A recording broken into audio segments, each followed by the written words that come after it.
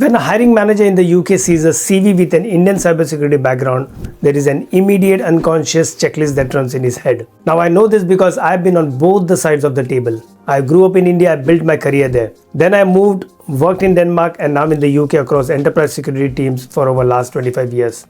And yes, I've sat in rooms where this conversation happens on a daily basis. Today I'm going to tell you exactly what is on that checklist. The good, the uncomfortable, and what you can do about it. Now, if this is your first time here, I'm Hemant. I'm a cybersecurity lead architect with over 25 years of experience, currently working in an enterprise security for a major UK financial institution.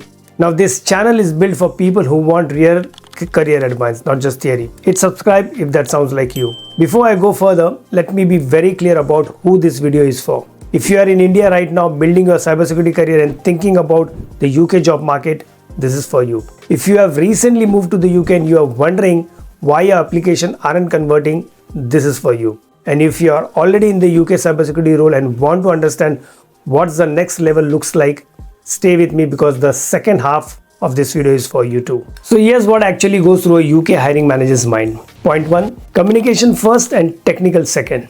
The first thing before they read a single certification is, can this person communicate clearly in UK enterprise environment?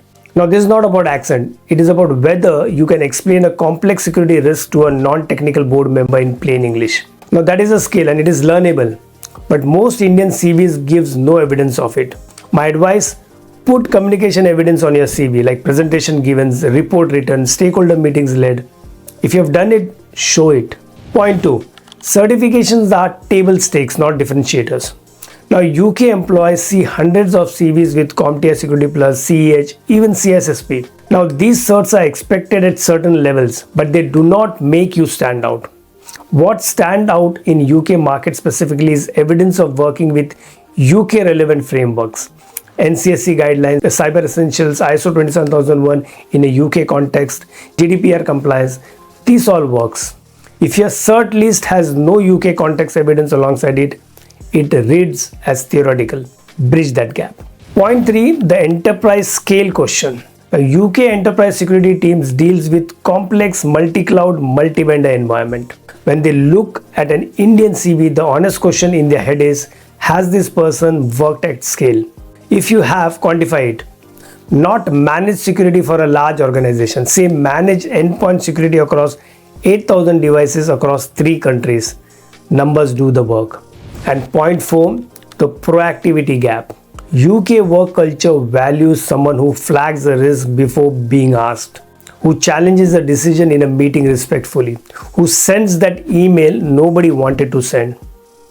In many Indian companies or Indian environment, the culture is more hierarchy driven.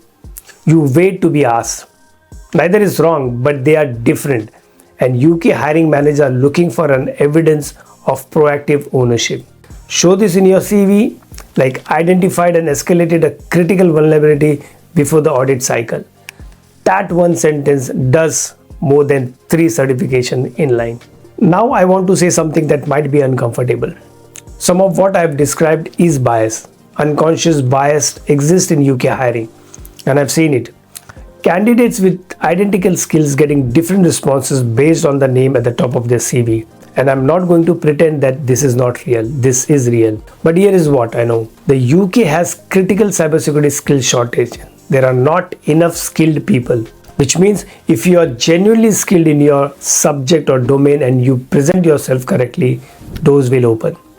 The market needs you. You just need to speak its language. So here is what I would actually do if I were starting from India and targeting the UK market right now. Number 1. Get one UK context certification or badge. Cyber Essential Assessor training is free and signals you understand the UK baseline. Number 2, rewrite your CV with numbers. Every role, every achievement, no vague responsibilities. Number 3, create UK visible proof of work. A write-up on a UK cybersecurity topic on LinkedIn, a GitHub repo, a TryHackMe profile with consistent activity. You should give them something to find when they Google your name. Number 4, target UK cybersecurity communities, ISECA, ISC Square. These are the rooms where UK hiring conversation happen informally. And number 5, tailor your application to the UK employer's specific stack. Mention their tools, mention their sector's regulatory requirement or environment. Show you have done your homework. The UK cybersecurity market is genuinely one of the best in the world for career growth and salary. It is competitive, but it is not closed. The people who break through are not always the most technically brilliant. They are the ones who understood the market they are entering and prepared accordingly. I hope this video was useful for you all, and please don't forget to subscribe to my channel and drop a comment below mentioning where are you right now in your journey. Are you in India, already in the UK, or somewhere in between and planning for UK? Thank you for watching, and I'll see you in the next video.